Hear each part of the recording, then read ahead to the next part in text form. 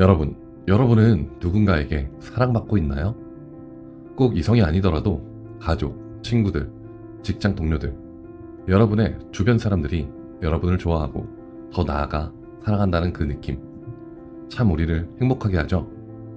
그런데 어떤 사람들은 사랑받는다는 느낌은커녕 오히려 미움받고 있다는 느낌을 느낄 수도 있습니다. 여러 가지 문제가 있겠죠. 말투 때문일 수도 있고 행동 때문일 수도 있고, 이런 느낌을 받는 분들이라면 어서 빨리 그 상황을 벗어나고 싶을 겁니다. 물론 인간관계에 쓰는 거 너무 힘들다, 어차피 인생 혼자다 라고 생각하시는 분들도 있을 겁니다. 요즘 수많은 자기계발서나 유튜브 영상에서 인간관계를 신경 쓰기보다 자신에게 집중하라는 조언들이 많이 나오고 있죠. 맞습니다. 어떤 사람들이 정말로 나에게 피해를 끼친다면 손절하는 게 맞겠죠. 하지만 인간은 기본적으로 사회적 동물입니다. 혼자 남게 된다면 외로움에 절망하도록 진화했죠. 대부분의 역사에서 혼자서는 살아남기 힘들었으니까요. 그래서 마음을 나눌 수 있는 마지막 몇 명은 있어야 한다고 생각합니다. 그렇지 않으면 정말로 세상에서 혼자가 된다면 외로움이 우울증으로 발전하고 우울증은 나를 파괴할 겁니다. 그래서 내가 사랑하는 몇 명에게는 지금 소개할 5가지 방법을 익혀서 떠나가지 않도록 해야 할 겁니다. 또한 이 방법들을 여러 번 연습하여 몸에 습득하고 나면 더 이상 애쓰지 않아도 자동으로 좋은 인간관계를 갖게 될 겁니다. 서론이 길었네요. 그럼 사람들이 나를 좋아하게 하는 방법 5가지 바로 파헤쳐 봅시다. 출발! 영상이 기대되시면 구독과 좋아요 눌러주세요. 첫 번째, 진실하기. 겉과 속이 다른 사람을 생각해보세요. 내 앞에서는 친절하게 굴면서 뒤에 가서는 욕하는 사람. 생각만 해도 싫지 않나요? 예전에 이런 뉴스 기사를 본 적 있어요. 어느 부인이 남편의 비밀을 알고 이혼을 준비한다는 이야기였는데요. 남편이 부인의 부모님 앞에서는 엄청 친절하게 굴었는데 알고 보니 인터넷 커뮤니티에 온갖 욕과 비하를 엄청나게 했다는 거예요. 평범하게 시골에서 농사짓는 부인의 부모님을 못 배우고 가진 것 없고 냄새나고 수준 떨어진다며 인터넷에서 히득히득하며 비하했다는 거죠. 아무리 사랑했던 부부라고 해도 이렇게 배신감을 느낄 정도로 겉과 속이 다른 사람은 내칠 수밖에 없죠. 그래서 우리는 진실해야 합니다. 나중에 진짜가 드러났을 때의 배신감은 그냥 그 사람을 싫어하는 정도가 아니라 증오하게 될 테니까요. Be yourself. 다른 사람들을 대할 때 그저 여러분 자신이 되세요. 지나치게 포장할 필요도 없고 가식적으로 예의를 차릴 필요도 없습니다. 자신을 그대로 드러내는 것이 자신만의 매력이 될 수 있습니다. 물론 이 영상의 나머지 4가지 방법만은 예외입니다. 두 번째, 상대와의 소통에 몰입하기. 친구와 이야기하는데 친구가 다른 곳을 바라보며 건성으로 대답하고 있다고 생각해보세요. 어떤가요? 꿀밤을 한 대 쥐어받고 싶지 않나요? 내 말을 경청하지 않는 사람에겐 호감을 느낄 수 없습니다.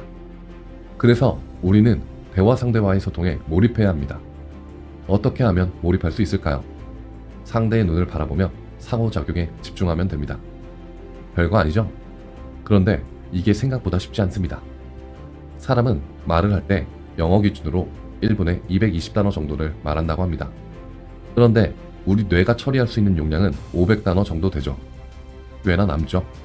그래서 그런지 대화에 집중하지 못하고 정신을 딴 데 팔기 일쑤입니다. 상대의 말을 흘려들으며 마음이 콩밭에 가 있는 거죠. 소통하는 척하는 사람은 금세 들통날 수밖에 없습니다. 대화 상대는 내 말은 안 듣고 딴 생각하고 있구나 실망하게 될 겁니다. 그래서 상대가 자신에게 기꺼이 마음을 터놓기를 바란다면 경청하고 있다고 느끼게 해야 합니다. 상대에게 호기심을 가지고 열린 마음으로 눈을 바라보면서 반응해보세요. 여러분은 매력 넘치는 대화 상대로 느끼게 될 겁니다. 데일 카네기 명언 중에 이런 명언이 있습니다. 관심을 받기 위해 애쓰며 보낸 2년보다 남에게 관심을 가지며 보낸 2달 동안 훨씬 더 많은 친구를 사귈 수 있었다. 고로 사람들이 당신을 좋아하게 만들어 친구가 되고 싶다면 앞에 있는 상대에게 관심을 가지고 소통에 몰입하세요. 세 번째, 긍정적인 인상 주기. 주위 사람들 중에 매사 부정적인 사람과 반대로 긍정적인 사람을 떠올려 보세요. 부정적인 사람은 에이 그거 안 돼, 에라이 X됐네. 긍정적인 사람은 오 괜찮은 생각인데 한번 해볼까? 에이, 실패는 성공의 어머니. 다음엔 이렇게 해야겠다. 라는 말들을 입에 달고 살 겁니다. 어떤 사람이 더 만나고 싶나요? 당연히 긍정적인 사람일 겁니다. 그래서 다른 사람이 나를 좋아하게 하려면 일단 나 또한 사람들에게 긍정적인 인상을 주어야 합니다. 어떻게 긍정적인 인상을 줄 수 있을까요? 말투와 어휘에 주의를 기울이면 됩니다. 소극적이고 수동적인 부정적 표현을 적극적이고 능동적인 긍정적 표현으로 바꾸세요. 예를 들면 친구와 식당에서 식사를 하는데 맛이 형편없다면 이렇게 바꿔보는 겁니다. 여기 음식 되게 못한다. 너무 맛없어서 토할 것 같아. 라고 하기보다 다이어트 하는 사람에게 여기만큼 좋은 것도 없겠다. 한 입만 먹어도 식욕이 싹 사라지다니. 라고 하는 거죠. 어떤가요? 같은 불평이라도 긍정화해서 말하니 매사 부정적인 투덜이가 아니라 유머러스한 사람으로 느껴지지 않나요? 게다가 뇌과학적으로도 부정적인 말은 해롭습니다. 부정적인 말을 너무 많이 하면 감정의 부정적 순환을 만들어냅니다. 부정적인 어휘가 두려움, 분노, 불안, 우울 등을 담당하는 편도체를 자극하기 때문이죠. 반면 긍정적인 어휘를 사용하면 전두엽을 자극하게 됩니다. 전두엽은 논리와 이성을 주관하여 우리를 더욱 인간답게 만들죠. 그래서 다른 사람들에게 호감을 얻기 위해서뿐만 아니라 나의 정신 건강을 위해서도 긍정적인 표현을 사용하는 게 좋습니다. 네 번째, 공감하기. 공감 능력을 지닌 사람은 타인의 마음을 열어 호감을 사기가 쉽습니다.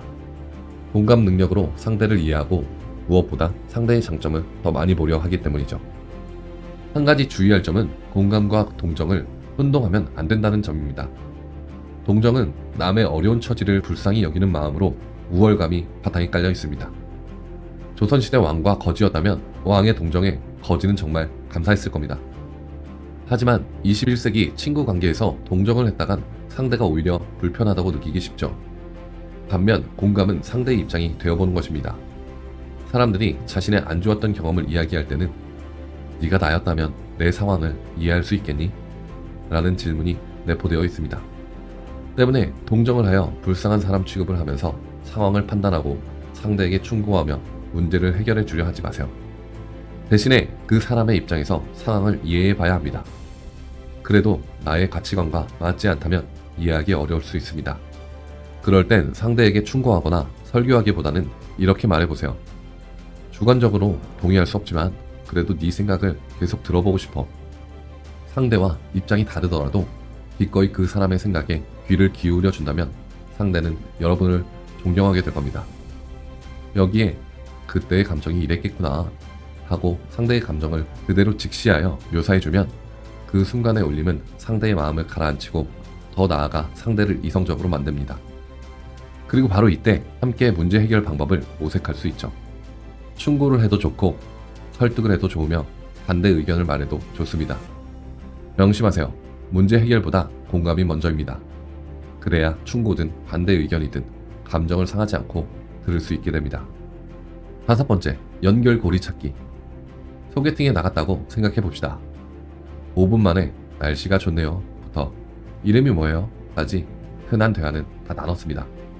그 다음은 어떤 말을 해야 서로에게 호감을 느끼게 될까요?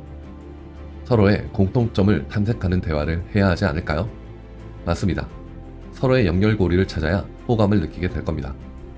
물론 얼굴 천대는 그냥 아무 말이나 해도 농담입니다. 어쨌든 취미가 뭔지, 좋아하는 영화가 뭔지, 어떤 지역 출신인지, 즐겨 듣는 음악은 뭔지, 어떤 스포츠를 즐겨 보는지 등등등 공통점을 찾아 나갑니다. 그리고 그 공통점이 특별할수록 구체적일수록 서로의 사회적 거리를 더욱 좁혀줄 겁니다. 이건 소개팅같이 남녀 관계에서만 적용되는 것이 아닙니다. 동호회에 처음 나가서도, 직장에 입사하고 첫 회식에서도, 새학기 교실에서도 일어나는 일이죠. 다만 여기서 주의할 점은 연결고리를 찾는 대화가 경쟁으로 번질 수 있다는 것입니다. 예를 들면 이런 거죠. 저는 여행을 좋아해요. 얼마 전 파리를 다녀왔는데 티켓을 정말 싸게 구했죠. 저는 얼마 전에 정말 재밌는 오페라를 봤어요. 저도 저렴한 티켓을 구했죠. 아, 그러셨구나. 파리는 곳곳이 그림 같더라고요. 루브르 박물관은 사흘 연속으로 갔는데도 다 못 보고 왔다니까요. 뭐니 해도 최고의 미술관은 뉴욕에 있죠. 도시 전체가 미술관이잖아요.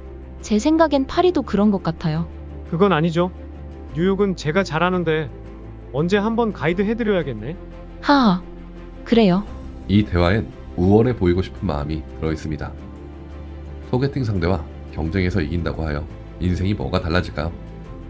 우월하고자 하는 마음을 빼고 공통점에 집중하며 대화를 이어나갑시다. 이렇게요. 저는 여행을 좋아해요. 얼마 전 파리를 다녀왔는데 티켓을 정말 싸게 구했죠. 와, 파리요. 가보고 싶었는데 그동안 기회가 없었네요. 그런데 파리에 좋은 오페라 하우스가 있나요? 제가 오페라를 좋아하거든요. 그럼요.